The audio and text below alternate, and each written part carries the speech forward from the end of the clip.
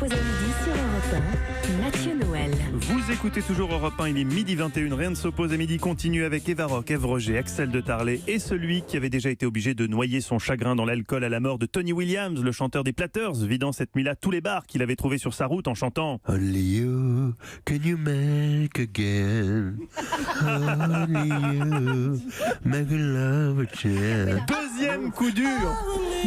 Deuxième coup dur pour Guy Carlier. C'est dégueulasse, Guy, c'est ça que vous voulez dire. Oui, c'est pas faux. chantant yaourt. C'est pas faux, c'est vrai. Deuxième coup dur après les Platters, c'est un autre monument de la soul, Yvette Horner, qui disparaît. Alors un hommage, Guy, mais un hommage pas larmoyant. Oui, c'est Yvette Horner, c'est pas Tina Turner, mais puisque vous parlez de soul. Oui, le premier souvenir qui m'est venu à l'esprit lorsque j'ai appris le décès d'Yvette Horner m'a provoqué un immense éclat de rire. Je suis sûr que là où elle est, elle rit encore de cette anecdote. C'était une bonne dizaine d'années. Je participais sur une radio concurrente, mais néanmoins amie, comme on dit, à l'émission de Stéphane Bern, qui ce jour-là était délocalisé à Montceau-les-Mines. Nous étions partis Déjà, ça démarre fort.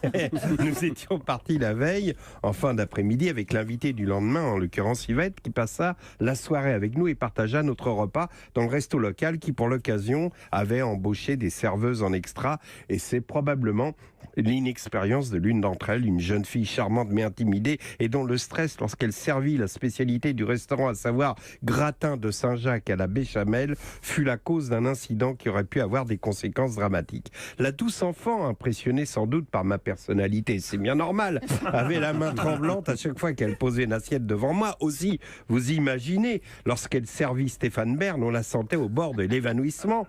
Et lorsqu'elle arrivait avec l'assiette de gratin de Saint-Jacques à la béchamel devant le chantre d'Akhéna, son stress entraîna une faiblesse passagère du poignet suffisante pour faire pencher l'assiette vers l'avant, et nous assistâmes tétanisés à la chute comme au ralenti de la totalité de l'assiette et de son contenu béchamélisé sur l'entrejambe de notre ami Stéphane. Lui qui habituellement garde en toutes circonstances un self-control aristocratique, on imagine son degré de souffrance pour qu'après un « Ah !»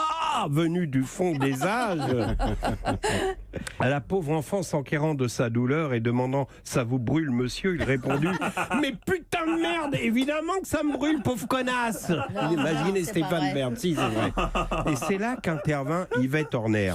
Mesurant au propos de Stéphane à quel point il devait souffrir, elle eut un réflexe que chacun eut à sa place. Elle vida la bouteille de San Pellegrino sur l'entrejambe de l'animateur en état de choc, qui murmura, les yeux dans le vague, « Allez-y, c'est juste un dormeuil à 2000 ».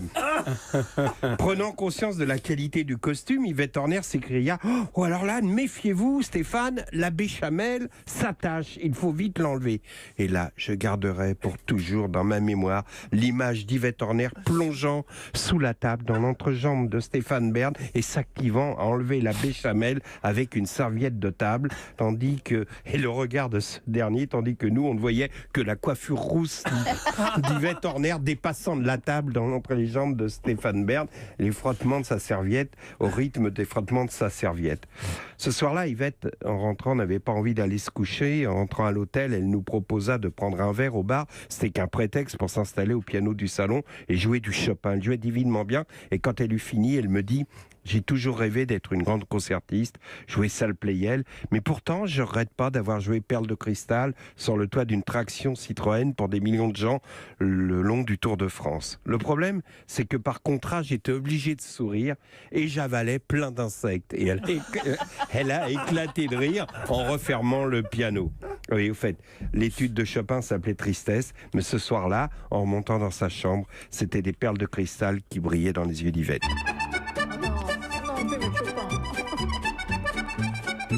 Merci beaucoup Guy pour ce très bel hommage rieur à Yvette Horner qu'il aurait certainement apprécié. Et je note cette phrase que je prendrai dans la chronique de Guy et qui me servira maintes fois.